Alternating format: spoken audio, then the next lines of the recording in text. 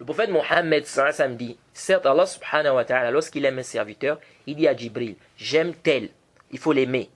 Et Jibril dit aux gens, aux habitants des cieux, votre Seigneur aime tel, il faut l'aimer.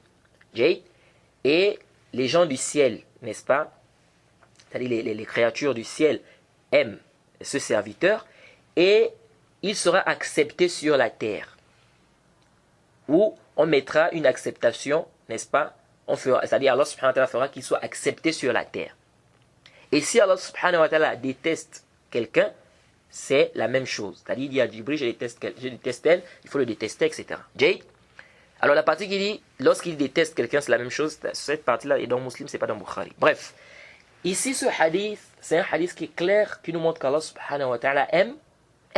Il aime certaines de ses créatures.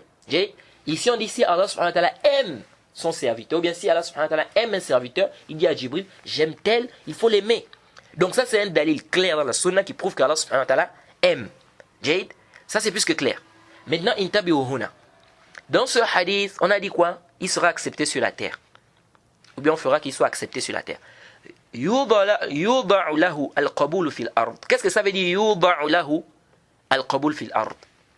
C'est-à-dire il sera accepté sur la terre. Parce que les gens des sectes, intabi'uhuna, ils s'argumentent de ce hadith pour dire quoi? Quand on fait des réfutations, des répliques, des roudoud à certaines personnes, des bid'a qui dévient, etc., vous allez voir des gens qui vont venir vous dire vos réfutations ne servent à rien. Comment ça? Ils disent parce que, regardez quand il fait des conférences, ce prédicateur-là, regardez le monde. Vous voyez combien de fois les gens, c'est-à-dire les gens remplissent la salle. Plein de gens viennent à sa conférence, ça prouve que les gens l'aiment. Et si les gens l'aiment, c'est une preuve qu'Allah l'aime. Pourquoi? Parce qu'on a dit ici quoi? Qu'Allah va faire quoi? Il sera accepté sur la terre. Donc si les gens l'acceptent, si les gens l'aiment, c'est une preuve qu'Allah subhanahu wa ta'ala l'aime également. Donc vous, tout ce que vous pouvez faire comme réfutation, ça ne sert à rien. Nous disons, Haza qawlun batil. C'est une parole qui est nulle. Arju an tantabi'uhuna. Et c'est comme ça, une fois j'avais débattu avec un étudiant, on était en faculté, c'était en faculté de hadith. On débattait et je lui disais qu'il y a un prédicateur, n'est-ce pas, en Égypte et tout, qui est en train de dévier en ce moment, les savants ont mis en garde contre lui, etc. Et il me dit, non, il dit, ça ne sert à rien. Il dit, ce prédicateur-là, il est aimé en Égypte. Il dit, quand il fait des conférences, regarde le monde. Les gens viennent, c'est-à-dire, les gens sont pêle-mêle. Les gens sont pleins à ces conférences. Donc, ces mises en garde-là ne servent à rien. J'ai dit, mais ça, c'est pas une dalil, ça, c'est pas une preuve. Ça, c'est pas une preuve. C'est-à-dire, c'est pas une preuve que quoi? Qu'il est aimé auprès d'Allah. Et le hadith qui dit, il sera accepté sur la terre. Bien Allah fera en sorte qu'il soit accepté sur la terre. Il sera accepté d'abord par qui? A priori d'abord ici. C'est qui d'abord ici? Ce sont les gens de bien, les gens de la sunna, les gens qui sont sur le minhaj. Ce n'est pas d'abord, c'est-à-dire, regardez les soufis. Ce n'est pas les awam ou bien les ignorants, les juhal. Regardez les soufis. Les soufis, quand ils font leurs conférences, vous allez regarder dans les conférences des soufis en Inde ou bien des Tijani, vous allez voir le monde. Parfois, ils font ça même dans des stades, c'est rempli. Ça veut dire quoi? Qu'ils sont dans la vérité? Ça veut dire qu'Allah les aime? C'est des dalils qu'Allah les aime ou bien c'est des dalils que quoi? Qu'ils sont dans la vérité? Non. Donc ici, quand on dit qu'il sera accepté sur la terre, c'est d'abord, à priorité, d'abord, c'est qui? C'est d'abord les gens de bien, les gens de science. Je vais vous donner un exemple. Et ça, c'est l'exemple que j'apporte toujours. C'est-à-dire, j'apporte ça à plusieurs personnes quand ils viennent avec ce hadith-là pour venir faire un istidlal qui est battu ici. Je leur dis, imaginez-vous maintenant que tous les savants des hadiths sont unanimes qu'un rapporteur est daif. Ou qu'un rapporteur même c'est un kazab, c'est un menteur. Tous les savants des hadiths de Jarh wa Ta'dil, de l'éloge et la critique, sont unanimes qu'un rapporteur de hadith c'est un menteur. Ils sont tous unanimes. Zahabi, Ibn Hajar, tous les savants que vous connaissez, l'imam Ahmed, Daraqutni, tous les savants que vous connaissez des hadiths, ils sont unanimes que le rapporteur là c'est un kazab, c'est un menteur. Donc on ne rapporte pas de lui, on ne prend pas de lui. S'il vient dans un hadith, le hadith est inventé, c'est mawdou'. Maintenant vous avez le commun des musulmans qui disent non, on travaille avec lui, il est digne de confiance. C'est la parole de qui qu'on va prendre en considération. Le commun des musulmans, n'est-ce pas, les musulmans, les ignorants, ils disent nous on travaille avec lui, on considère qu'il est digne de confiance. On prend leur parole en considération? Non. C'est la parole de qui va être prise en considération ici? C'est la parole des savants des hadiths. Donc ici, quand on dit il sera accepté, c'est d'abord par les gens de bien, par les gens de science. Si tous les hommes de science, tous les hommes de bien, les savants de la sunna, tous sont unanimes que c'est un mubtadi', c'est un innovateur. Même si les awam, les ignorants, les juhal, l'aiment, ou bien ils vont dans ses assises ou dans ses conférences, ça sert à rien.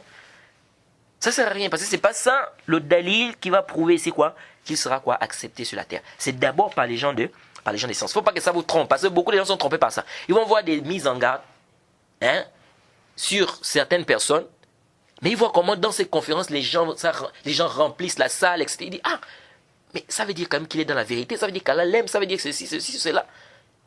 Tout ça, c'est pas des dalils. Jade, ça c'est quoi? Ce n'est pas le dalil. Et puis je rappelle aussi,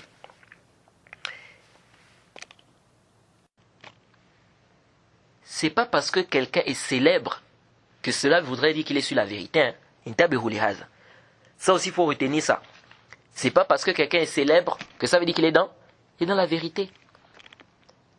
Ça, c'est pas un dalil, parce qu'il y a beaucoup qui s'appuient aussi sur ça. Comme quelqu'un est célèbre, il est connu dans des pays, etc. Ça veut dire qu'il est dans le haqq. C'est quand même un batil. Les gens des sectes, il y a des gens des sectes qui sont connus. Sayyid Qutb, il est connu. Il est connu de plusieurs personnes dans le monde. Il est même peut-être plus connu même que certains savants de la sunna même. Ça veut dire qu'il est dans le haqq, il est dans la vérité? Non. Est-ce que vous suivez? Donc ça, c'est un faux dalil. De penser que parce que quelqu'un est connu, que ça veut nécessairement dire qu'il est dans la vérité, qu'il est sincère, qu'il est le ikhlas. Tout ça, c'est quand même un batil. Vous allez, l'exemple qui est dit, ça c'est même, c'est-à-dire c'est un istidlal qui est tellement batil, qui est tellement nul, qui est tellement faux, que ça ne nécessite même pas vraiment, c'est-à-dire ça ne nécessite même pas une réfutation. De venir s'argumenter du fait que quelqu'un soit célèbre, pour dire que donc ça veut dire qu'il est dans la vérité, ça veut dire qu'il est sincère, ça veut dire, tout ça c'est batil. Pharaon.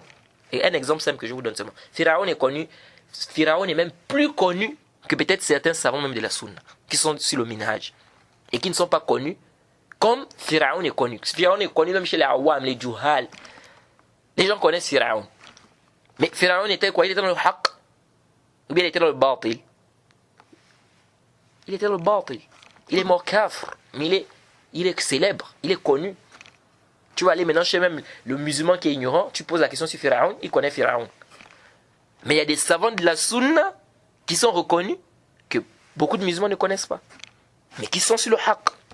Donc c'est pas un dalil que parce que quelqu'un est connu, les gens écoutent ses prêches de partout, donc ça veut dire qu'il est dans la vérité, ça veut dire qu'il est sincère, ça veut dire ceci. Tout ça les frères, il faut faire très attention. Ça, ce ne sont pas des preuves qui montrent quoi? Que la personne est sur la vérité. Le fait que quelqu'un soit célèbre, ça ne montre pas qu'il est sur la vérité. Ça, c'est un. Deuxièmement, c'est pas parce que les awam vont dans les conférences de quelqu'un, ou bien que lorsqu'il fait des conférences, les gens sont en grande quantité, que ça veut dire qu'il est dans quoi? Il est dans la vérité. La vérité, c'est quoi? Al-kitab wa sunna bi fahm salaf al-umma. Le Coran et la sunna, la compréhension des pieux prédécesseurs. C'est ça le haqq. Le prophète Mohammed, ça nous a informé d'un prophète qui viendra au al-Qiyamah, avec une seule personne qui l'a suivi. Un autre qui viendra, même personne ne l'a suivi. Personne ne l'a suivi. Il était dans le batil parce qu'il était seul. Il n'était pas dans le batil. Nous, il a passé combien de temps à prêcher? On dit quoi? 950 ans. Il appelait les gens à quoi? Au haqq. Est-ce que quand nous appelait les gens au haqq, pendant tout ce temps-là, combien de personnes ont accepté? Regardez, c'est près de 9 siècles, on peut dire. 100 ans, 200 ans, 300 ans, 400 ans, 500 ans. C'est pas 2 ans, 3 ans, 4 ans, non. Plus de 500 ans. Il est en train de prêcher, d'appeler les gens à Allah subhanahu wa ta'ala. Donc ça, c'est pas un dalil. Et le tabi'in, le meilleur tabi'in, le meilleur des tabi'in, c'est qui? Il était connu, bien il n'était pas connu. Il n'était pas connu de beaucoup de gens. Donc ici, là, c'est pas un dalil, c'est pas une preuve, n'est-ce pas? Parce que quelqu'un est connu, que ça veut dire qu'il est sur le haqq.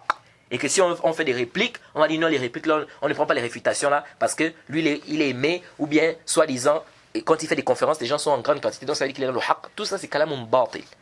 Le haqq se reconnaît par quoi? Al-kitab wa sunna bi fahm salaf al-umma. Le Coran, la sunna, la compréhension des pieux prédécesseurs, c'est ça le haqq. Même si tu es seul, tant que tu es sur le kitab wa sunna, à la compréhension des pieux prédécesseurs, tu es dans le haqq. Même si tu n'es pas connu, tant que tu es sur le kitab wa sunna, à la compréhension des pieux prédécesseurs, tu es dans le haqq. Donc c'est ce qui nous intéresse. être connu, être célèbre, remplir des salles, quand tu fais des conférences, tout ça là, ce n'est pas aham shay, c'est pas ce qui nous intéresse ici. Donc, donc faites attention à ça parce que beaucoup de gens viennent avec ça pour vouloir embrouiller les gens. Ils vont te dire non, il a été accepté sur la terre, ça prouve qu'il est sur la vérité, ça prouve qu'il est aimé auprès d'Allah. Tout ça là, c'est des kalam batil wa saqit.